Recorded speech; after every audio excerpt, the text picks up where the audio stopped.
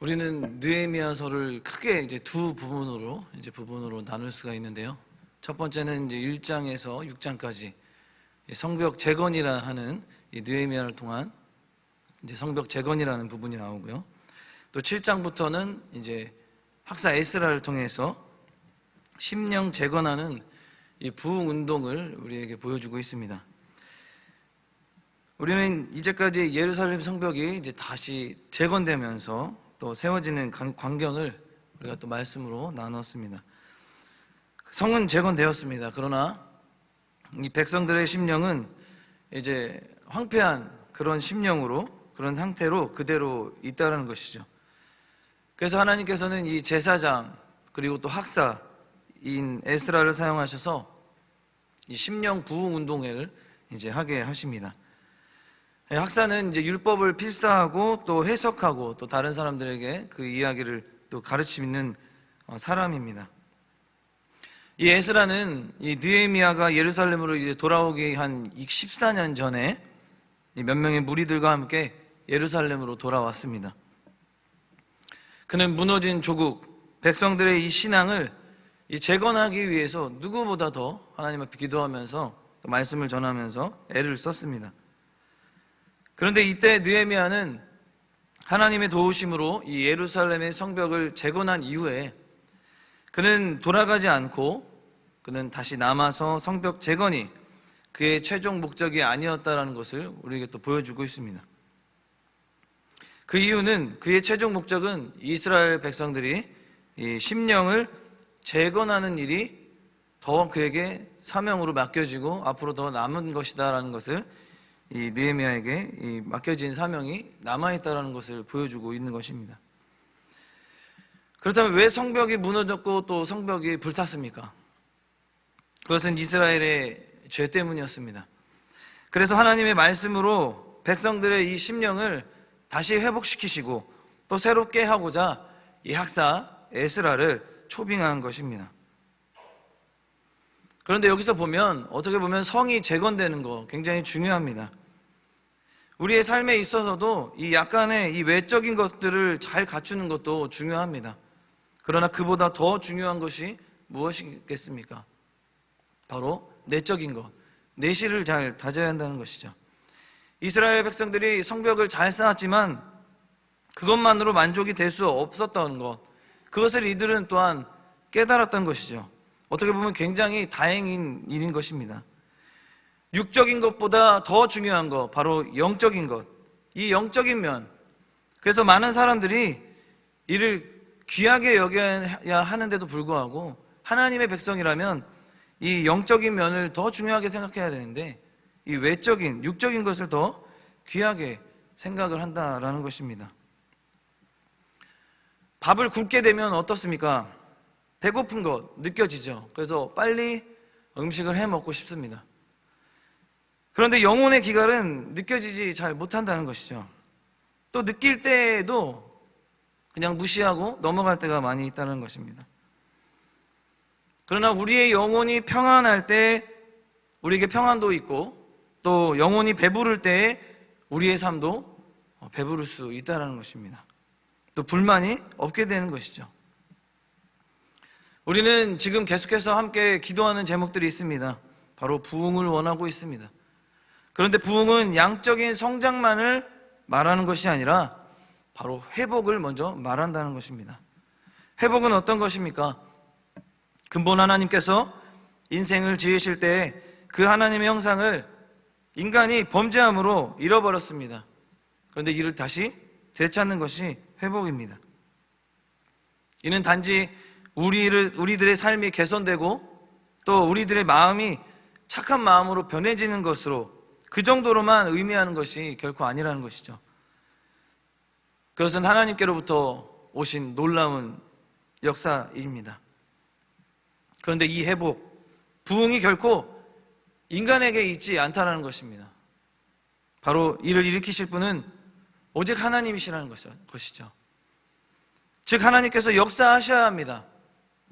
하나님만이 역사하셔서 우리 마음속에 놀라운 변화가 일어나게 하시고 또 내가 하나님이 기뻐하시는 사람이 되게 하시고 또 내 마음속에 하나님이 원하시는 것으로 가득 차게 하여 주신다는 것입니다. 그렇게 그 은혜를 받은 사람들이 물결처럼 나타나고 또 생수의 강물처럼 흘러 넘치게 되는 그런 모습들, 그것을 우리가 부흥이 일어났다라고 하는 것입니다. 그래서 오늘 본문 느헤미야 8장이 그것을 말해주고 있습니다. 심령 재건을 위한 놀라운 부흥의 역사가 기록되어 있습니다. 우리 교회도 지금 계속해서 3월 한 달간 금요기도회 때 특별한 이 집회로 또 참여하고 있습니다. 그런데 이것이 그냥 연중의 행사로만 끝나버리면 안 되지 않겠습니까? 우리들이 이 집회에 기대하는 것이 무엇이겠습니까? 바로 심령 부흥, 또 영적 회복이라는 사실입니다. 우리들의 살림은 부유해졌습니다. 우리들에게 외부적인 조건들은 너무나도 잘 갖춰져 있습니다. 그러나 우리들의 심령은, 영혼은 텅 비어 있고 무엇인가 우리의 삶 가운데 불만이 있고 또 마음적으로 힘들어하고 있는 우리의 모습을 발견하게 됩니다. 그래서 예배에 나와도 감격이 없고, 예배에 나와 하나님을 부르짖지만 하나님의 만지심을 경험하지 못하는 그런 안타까운 그런 상황들도 우리에게 놓여져 있다는 것입니다. 그러므로 우리는 하나님께서 주시는 이 하나님의 말씀으로 다시 심령 부흥이 일어나야 우리의 영혼이 살 줄로 믿습니다. 제가 큐티 세미나를 지금 진행하고 있는데요, 첫 시간에도 말씀드렸습니다.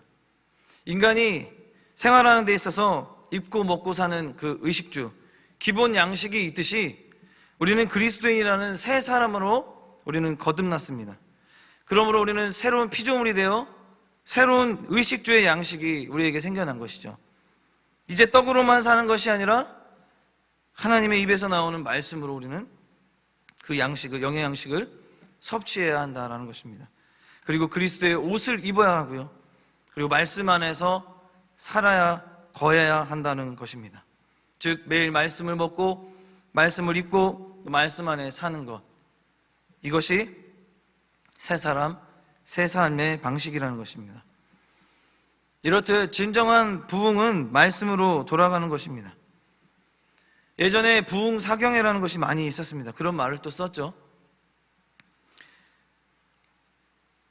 사경회란 성경을 생각하는 집회, 그리고 또 성경을 연구하고 또 그 성경 속으로 돌아가서 하나님의 말씀으로만 우리가 은혜 받아 부흥되는 심령 부흥회를 말합니다. 그렇습니다. 진정한 부흥은 말씀이 내게 와 닿을 때 일어나게 되고 또 역사가 나타나는 줄 믿습니다. 우리 가정의 부흥은 바로 하나님의 말씀이 임하고 또 그 말씀대로 순종하고자 하는 때에 일어나고 역사가 나타나는 것입니다. 교회도 부흥도 마찬가지입니다. 건물을 크게 세우고 교인 수가 많은 것을 무시하지는 않습니다. 그것도 또 한편으로 나타나죠. 그러나 진정한 부흥은 하나님의 말씀으로 돌아가서 우리의 심령이 살아나는 것입니다. 하나님께로 돌아가게 되는 것, 회복하는 것이 부흥이라는 것입니다. 말씀을 통해 은혜 받고 사모하는 사람들이 모여서 넘쳐나게 되면 자연스럽게 양적인 부흥도 일어나게 될 것을 믿습니다. 사랑하는 성도 여러분, 아무쪼록 오늘 말씀을 통해서 다시 한번 말씀으로 돌아가 회복과 부흥을 경험하길 주님의 이름으로 간절히 소망합니다. 그렇다면 이스라엘 백성들이 어떻게 말씀을 통해 영적 부흥을 했는지 본문 말씀을 통해서 한번 살펴보겠습니다. 오늘 본문 1절에서 4절에 보면 에스라가 이제 모세 율법을 낭독하는 모습을 볼 수 있습니다. 성벽 재건을 하는 동안 이스라엘 백성은 영적인 이 갈급함을 느껴서 영적인 회복을 열망하게 되었습니다. 때마침 다가온 이 7째 날 초하루 10월로 이제 보는데요, 신년절로도 불리는 이 나팔절, 그리고 속죄일, 그리고 초막절에 이들은 하나님께 이제 감사드리고 또 절기를 지키기 위해 이 수문 앞 광장에 모였습니다. 그리고 또 율법에 정통한 이 학사 에스라에게 여호와께서 이스라엘에게 명령하신 이 모세의 율법을 책을 가지고 나와서 낭독해 주기를 청했습니다. 그리고 에스라는 그 행사를 위해 만든 나무강단에 올라가서 율법을 낭독했으며 백성은 새벽부터 정오까지 그 진지하게 말씀을 경청했습니다. 그렇던 이 상황을 보면서 이 율법을 읽어달라고 요청하는 이 백성의 모습에서 과연 하나님 말씀에 대한 어떤 태도를 우리가 배울 수 있습니까? 그것은 이 유다 백성이 율법을 경청하는 모습에서 하나님의 말씀을 간절히 사모하는 자세를 우리가 배울 수 있습니다. 1절에도 보면 백성이 말씀 강론해 주기를 원했죠. 근데 이게 느헤미야나 에스라가 먼저 권면하고 막 이렇게 하라고 먼저 하지 않았습니다. 백성들 스스로가 에스라에게 먼저 요청했죠. 이들은 이 기적 같은 사역의 현장을 바라보면서 그들은 하나님의 손길과 인도의 흥분과 전율을 느꼈을 것입니다. 그런데 한편으로는 이들은 자신들의 영적으로 미숙하다는 것, 그것을 자각했다는 것이죠. 발견을 하고 다시금 우리가 어떻게 돌아가서 회복을 해야 될지를 먼저 이들은 생각을 했다는 것입니다. 그것이 바로 하나님의 말씀을 들어야겠다라는 것입니다. 그래서 율법을 들으며 지난날의 이 교만과 영적 무지를 반성했을 것입니다. 그렇습니다. 성도는 실패를 경험하든 성공을 이뤘든 하나님의 말씀에 대한 이 갈급함에 대한 것은 계속해서 결코 잃어버려서는 안 된다는 것입니다. 그러므로 언제든지 언제나 하나님의 말씀을 깊이 사모해야 한다는 것이죠. 수요 예배 나왔을 때도, 또 금요기도에 나왔을 때도, 또 집에서 말씀을 묵상할 때도, 또 여러 방송을 통해서 많은 분들 목회자를 통해서 말씀을 듣지 않겠습니까?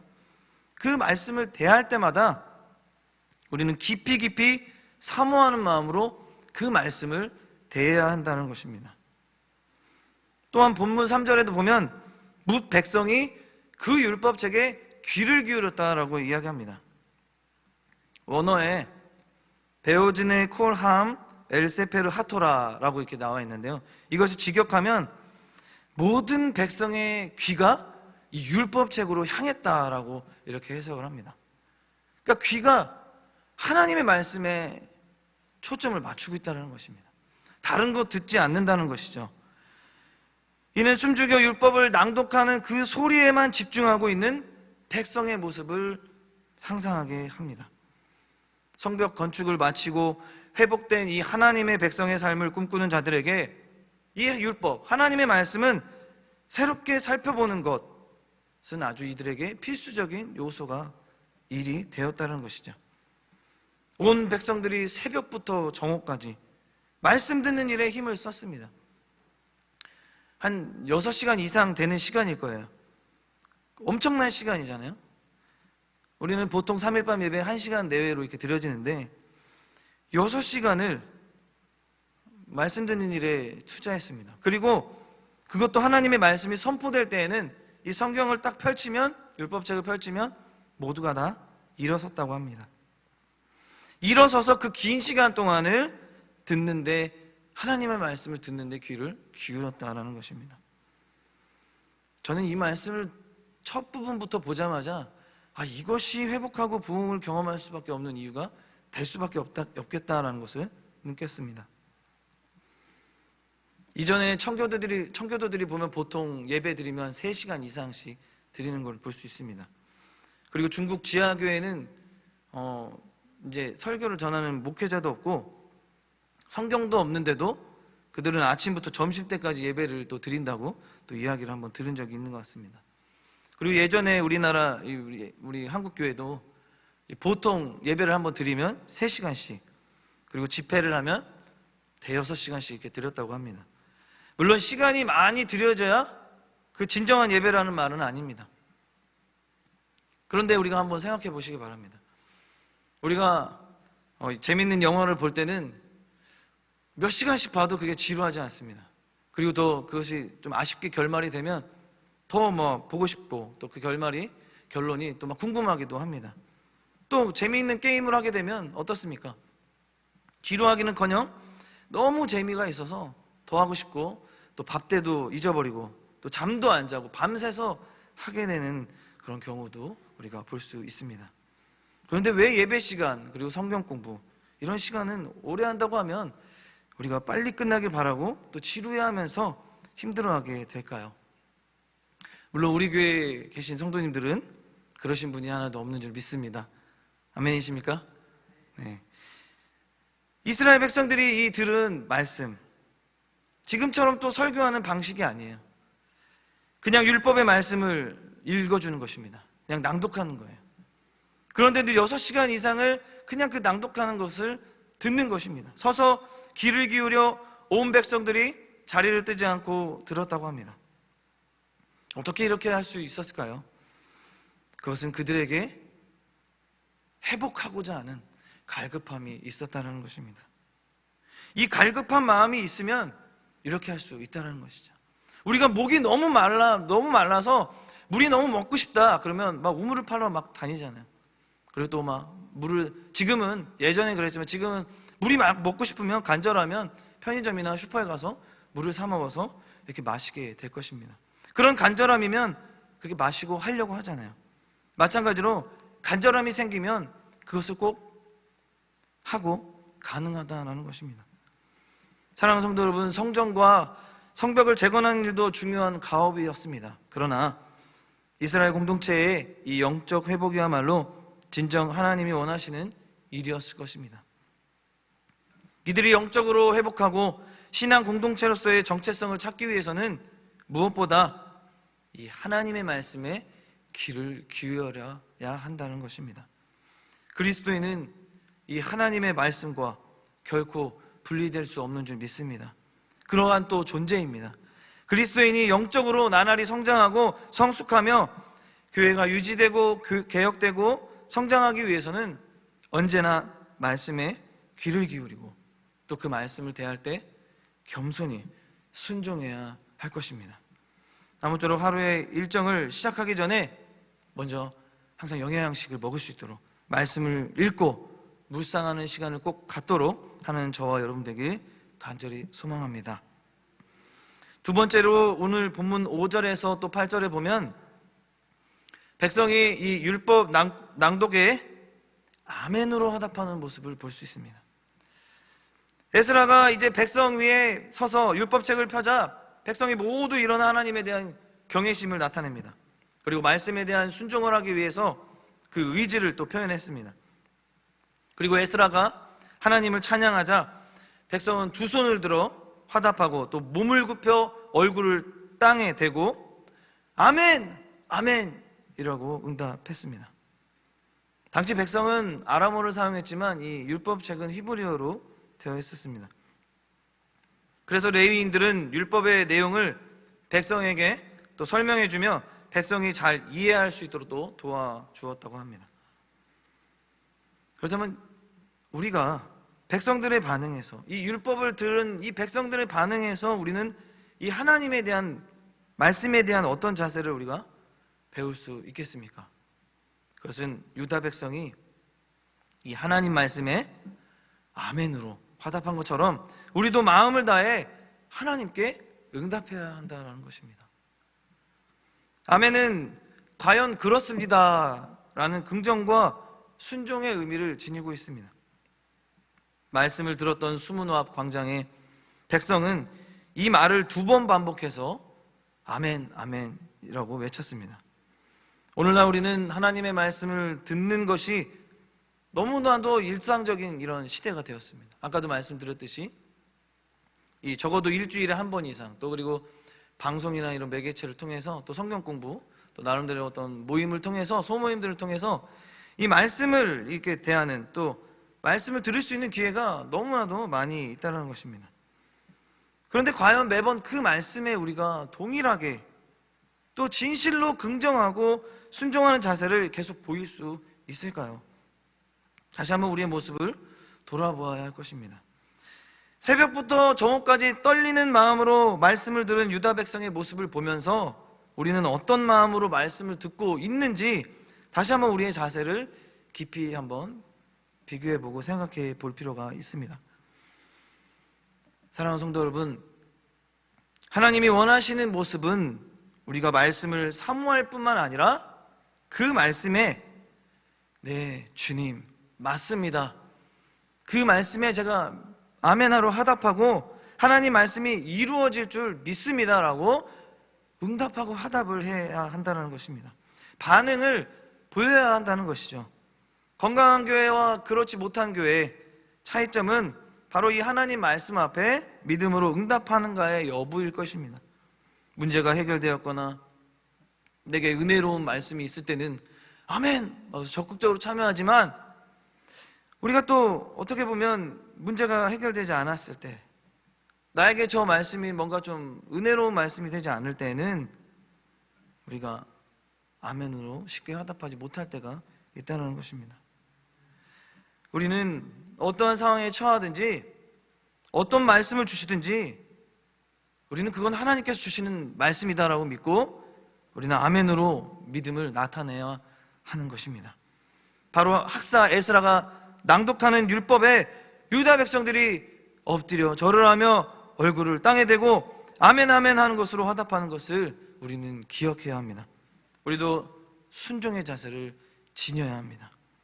아무쪼록 레마의 말씀, 나에게 하시는 말씀, 나에게 뜻하시고 허락하시는 말씀을 라고 믿고 그 말씀을 믿음으로 하나님 앞에 아멘 아멘 그렇게 될 줄로 믿습니다. 역사하실 줄 믿습니다 라고 화답하는 저와 여러분 모두 다 되기를 주님의 이름으로 간절히 소망합니다. 마지막으로 오늘 본문 9절에서 12절에 보면 백성이 하나님의 말씀을 이제 듣고 감격하고 즐거워하는 모습을 볼 수 있습니다. 즉 말씀으로 인해 변화된 삶의 모습을 보여준다는 것이죠. 율법의 말씀을 들은 백성 모두가 울었습니다. 처음에는 이들의 울음은 부끄러움, 또 그리고 회개, 또 감사의 표현이었을 것입니다. 집회는 감격과 감동 속에 이어졌습니다. 그러나 총독 느헤미야와 제사장 겸 학사였던 에스라는 나팔절 같은 이런 성일에는 슬퍼하지 말고 우리가 즐거워해야 한다, 기쁨으로 감사함으로 영광 돌려야 한다라고 강조를 했습니다. 이에 백성은 어떻게 했을까요? 더 이상 슬퍼하지 않고 감사함으로, 기뻐함으로, 즐거움으로 그 성의를 지켰다는 것입니다. 우리 10절 함께 한번 한 목소리로 우리 봉독하겠습니다. 10절입니다. 오늘 본문 10절 말씀 함께 읽겠습니다. 시작. 느헤미야가 또 그들에게 이르기를 너희는 가서 살진 것을 먹고 단 것을 마시되 준비하지 못한 자에게는 나누어 주라. 이날은 우리 주의 성일이니 근심하지 말라. 여호와로 인하여 기뻐하는 것이 너희의 힘이니라 하고. 아멘. 여호와로 인하여 기뻐하는 것이 뭐라고요? 너희의 힘이니라. 아멘이십니까? 하나님께서는 우리에게 이렇게 아멘으로 화답할 때, 또 기뻐함으로 감사함으로 나아갈 때 우리에게 힘을 허락해 주시는 줄 믿습니다. 그래서 말씀을 듣는 그들은 이웃과 또 음식을 나누고 또 기뻐하며 감사의 축제를 벌였다고 이야기합니다. 우리에게 또 주는 교훈이 무엇이겠습니까? 그것은 기뻐하기 어려운 상황 가운데서도 주일을 보낼 때에는, 주의 거룩한 전에 나와 성일을 보낼 때에는 하나님으로 인해 기뻐해야 한다는 것입니다. 우리가 주님 전에 나왔을 때 우리 성도님들, 우리 여러분들과 인사하잖아요. 교제 나누고 인사하고 하는데 가끔 이렇게 또 인사하다가 또 서운할 때 있고 그럴 때 있지 않습니까? 그러면 그것 때문에 이제 마음이 좀 불편하고 그럴 수도 있는데, 그렇게 하지 마시고 하나님을 뵈러 온 것, 하나님을 만난다는 것, 하나님께 영광 돌리는 것만 하나만으로도 우리가 기뻐하며 주님 앞에 거룩한 산 제사를 드려야 한다는 것입니다. 그래서 예배를 결코 사람 때문에 실패해서 안 된다는 것이죠.